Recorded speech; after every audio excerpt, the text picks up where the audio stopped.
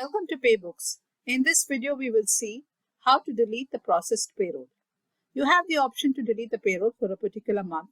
It can be the current month or the previous months, and you also have the option to delete the payslip for a particular employee or a group of employees.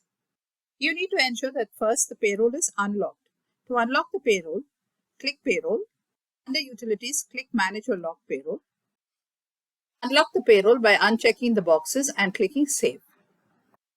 Now, to delete the payroll, click Transactions. Under Compensation, click Delete Payroll. The current month will be displayed by default. From the drop-down, you can select All, or you can select a particular branch and click on Delete Data. The payroll data for that particular month will be deleted. Click on Click Here if you want to delete employee-wise payroll. Click Download Template here.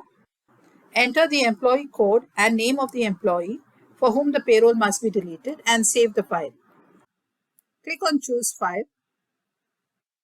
Click on Import, and once the file has been imported, click Delete Data. Please note that you can delete the data of the last payroll run. If you want to delete the previous month's payroll and the current month is already processed, you must first delete the current month's payroll and then the previous month's payroll.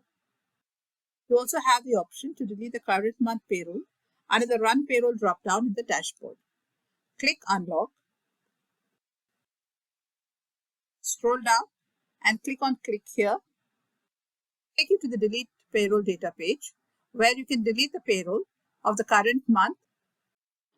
Thank you for watching this video and have a great day.